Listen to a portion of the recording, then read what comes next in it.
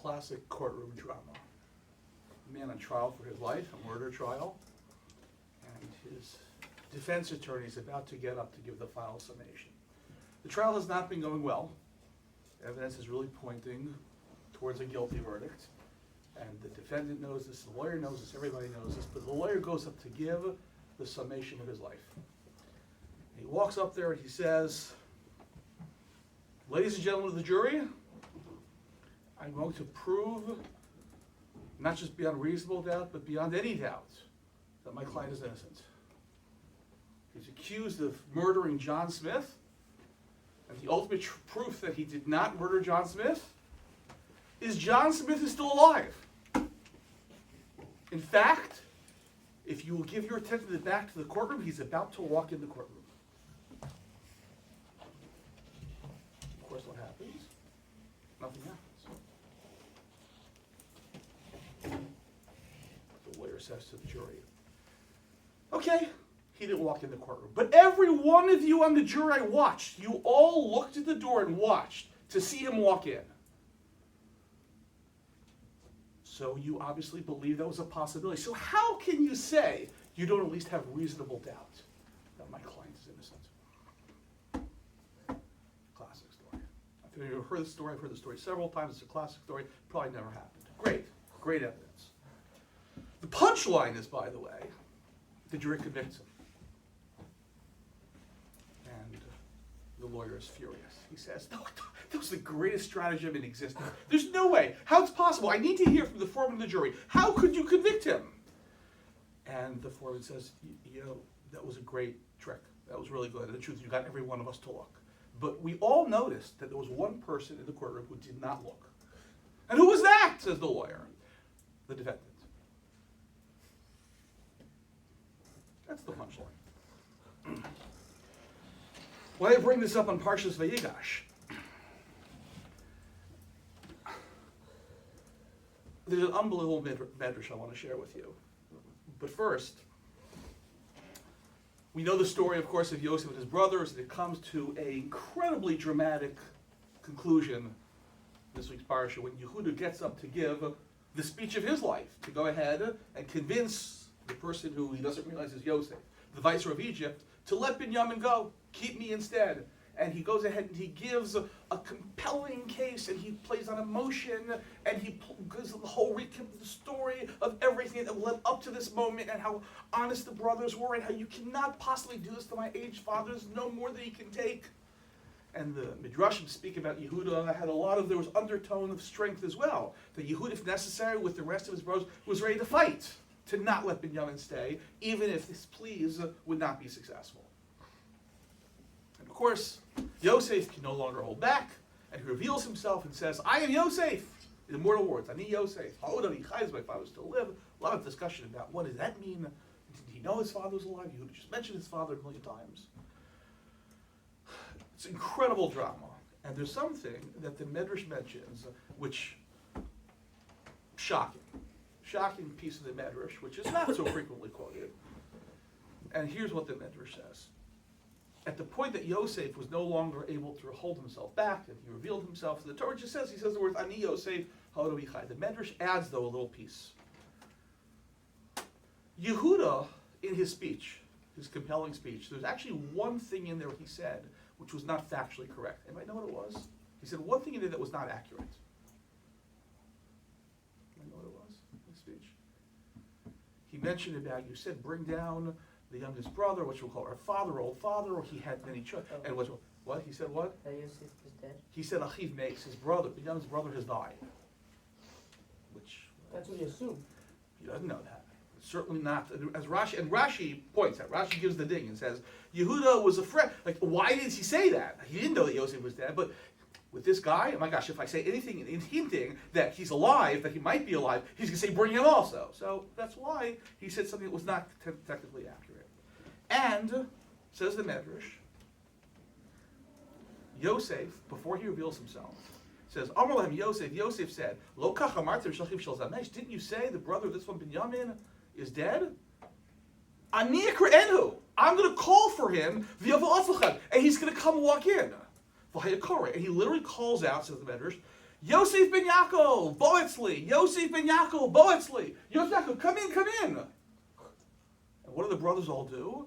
The brothers look, see, oh my gosh, where's he coming in? It's mamish, like that lawyer. And then, of course, no, Yosef comes in, and he says, what are you looking for? I'm Yosef. I'm Yosef. Incredible.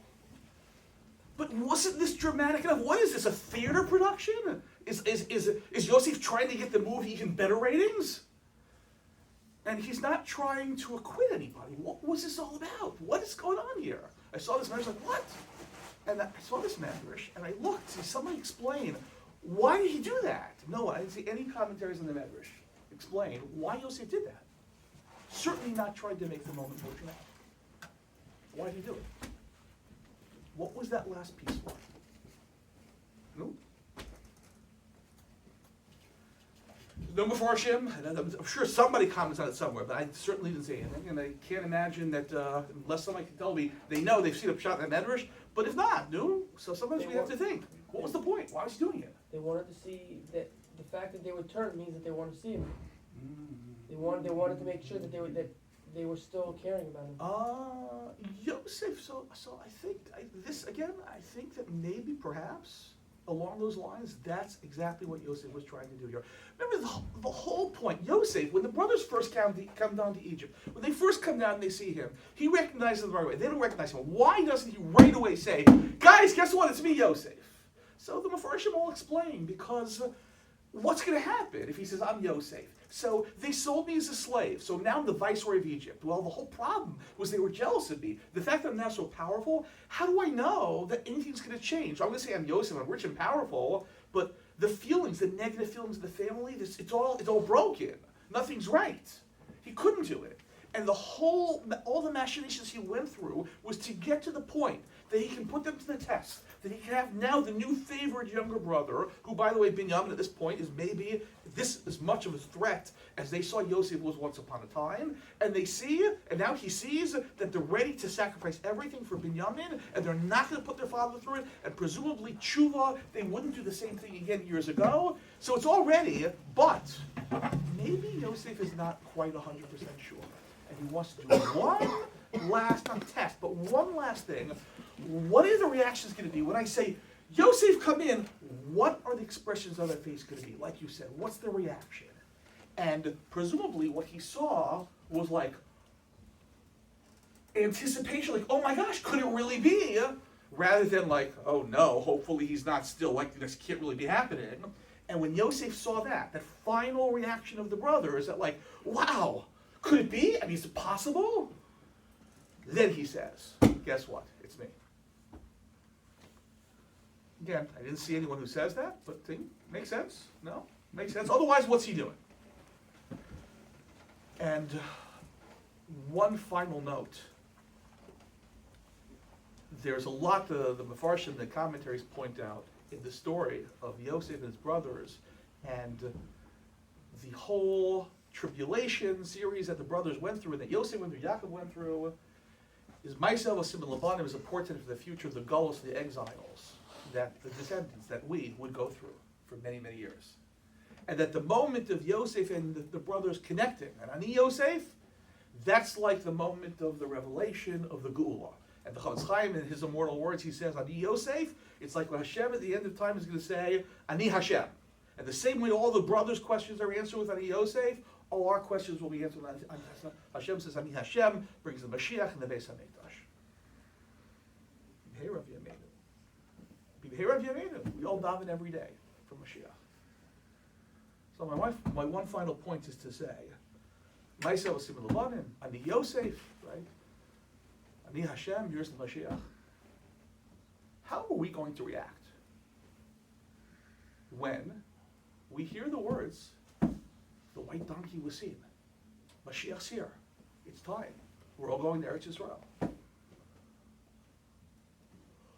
Is it possible that maybe some people will like, oh, yeah, got a really good life here in America. Yeah, got a really nice house, mansion, fancy cars. Do I have to give all that up? Life in Eretz Yisrael is like a little bit tougher. Does this mean I still get to bring my video games and my toys and electronic? What about YouTube? In times of Mashiach, we have YouTube. Maybe Yosef's challenge to his brothers, how are they going to react, is a portent for when we get that moment, when we die, Hashem, please bring Mashiach. Like, do we really want it? Do we really want that moment of Geula to go ahead and live that totally spiritual life in Eretz Yisrael? Where we're all, with the entire world, being Oved, Hashem Echad U'Shmo Echad, and remove ourselves from everything, leave everything else behind. That maybe that Yosef putting his brothers to the test, you think, yeah. If we will be put to the test, we got everything, Hashem, please bring Mashiach now, how badly do we really want it? Anyway, just a thought from this Medrash, the drama, presumably Yosef had something in mind. Maybe that, maybe something else. I'm open to it because there are other ideas, what perhaps Yosef had in mind. Be'ezras Hashem, we should all be zocheh to see Mashiach and be as excited as the brothers were to be reunited with Yosef. Amen.